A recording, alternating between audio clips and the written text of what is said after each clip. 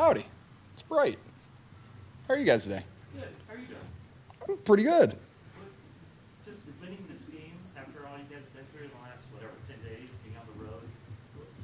How does this feel? Can you use this as kind of a stepping stone to bigger and better things? Yeah, I mean, anytime you're on the road for 10 days, it's a lot, on guys mentally and physically. You're not in your routine. You're not at your home place. Your own practice facilities, your own meeting room, stuff like that. So you get a little bit out of your routine, and it's just on our coaching staff, on our trainers, our strength coaches, and on these players of just being able to stay in that routine and be able to stay focused on 10 days away. You're at a resort in West Virginia.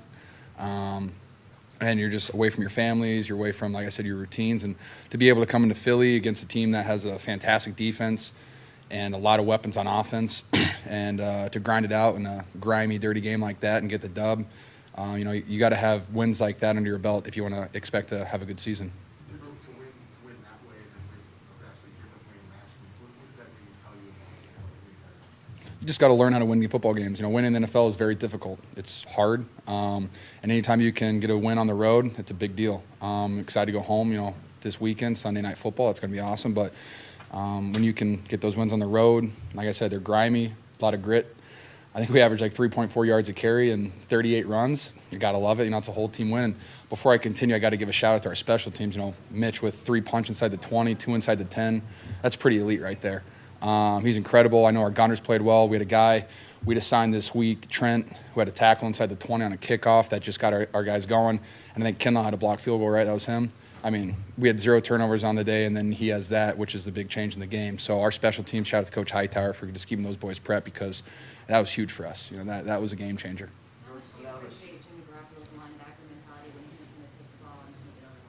Oh, I love quarterback sneaks. That's awesome for 2 reasons. 1, I can't really mess the play up. That's awesome for me. 2, it's a testament to Jimmy, his toughness, and then those guys on the inside, Alex, Lakin, and Dan, just being able to be physical, get that 1 yard, 2 yards, get those touchdowns. That's awesome. When Jimmy's run the football, I also like it too because he gets sore after the game finally and understands what it's like to be sore. It's like, oh, my shoulder's sore today because I threw the ball so much. No, he got hit and tackled. So I'm glad he's a little sore this week, and he gets to feel what it feels like to be an actual football player. I love that. Woo! Look at we have a running quarterback, Jimmy G. I love it.